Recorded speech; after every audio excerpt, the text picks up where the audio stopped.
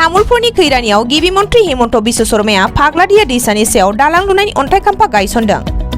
247.87 कौटिनिबो बांसिन रां बाहायनानै दैसानि सायाव लुफुंजागोन 860 मिटार लावथायनि आरसीसी दालां। रायजो सरकारनि एसओपिडिनि बिथांखिनि सिङाव लुफुंनो गोनां बे दालांनि अन्थाइ खाम्फाखौ गायसननानै गिबि मन्थ्रिया मोनसे गोलाव समनि जेंनाया सुस्रांजागोन होननानै बुङो। दिनैनि बे अन्थाइ खाम्फा गायसननाय हाबाफारियाव आसाम बिधान सभानि बुंथिगिरि बिश्वजित दैमारी, बिटिसिनि गाहाय मावफुं सोद्रोमा प्रमद बर', सावस्रि मन्थ्रि केशव महन्त, उरखावगोरा ब्रह्मजों लोगोसे बिटिसिनि माखासे मावफुं सोद्रोमाफ्राबो बाहागो लायो। मख'नो गोनांदि बेनि उनावबो गिबि मन्थ्रिया तामुलपुर जिल्लानि कुमारिकाटा खावली फोनांजाब लामानि मथङा दैसानि सायावबो पाक्का दालां लुनायनि अन्थाइ खाम्फा गायसनो।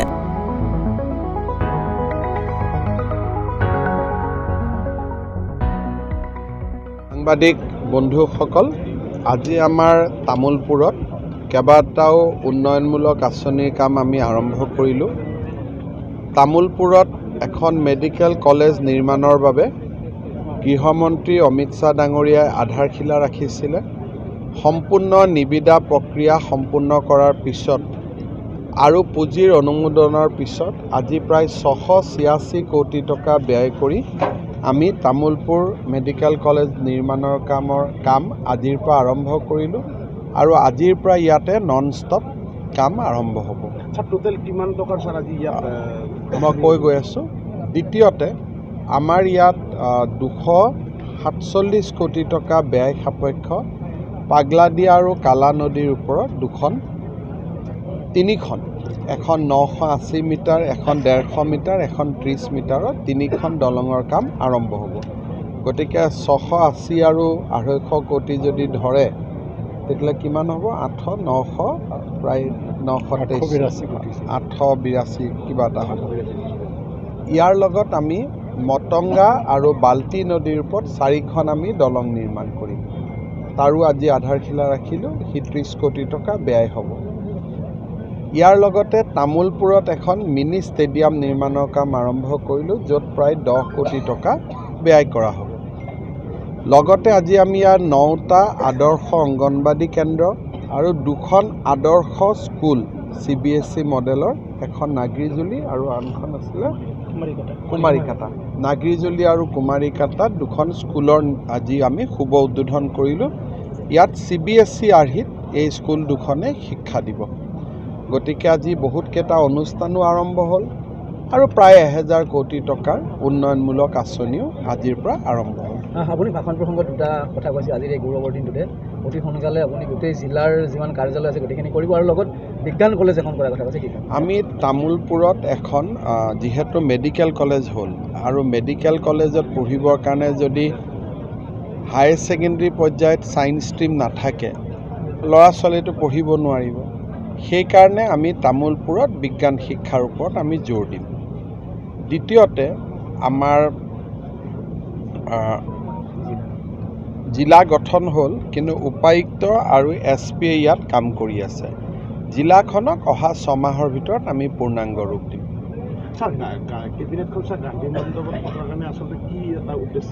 গান্ধী মণ্ডপত আমি এটা লাইট এণ্ড ছাউণ্ড শ্ব' আৰম্ভ কৰিছোঁ আৰু সেইটো যোৱা 2 অক্টোবৰ লাইট এণ্ড ছাউণ্ড শ্ব'টো চাম।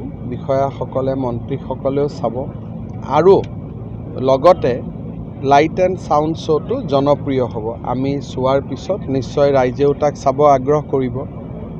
আৰু আমি যিহেতু বিকাশৰ এটা পষেকত আছোঁ, এটা খুব আমাৰ কাৰণে এটা পবিত্ৰ সপ্তাহ বা পবিত্ৰ পষেক, গতিকে এই দিনটোত আমি গান্ধী মণ্ডপত বহিয়ে কেবিনেটখন কৰিব খুজিছোঁ। লাহে লাহে যাতে গান্ধী মণ্ডপত আৰু এনেকুৱা ভাল অসমৰ উন্নয়নৰ লগত জড়িত কাম কাজবিলাক হয়। গান্ধী মণ্ডপটো যাতে এটা ভাইব্ৰেণ্ট অনুষ্ঠান হয়, তাত ধুনীয়া মিউজিয়াম এটাও কৰা হৈছে।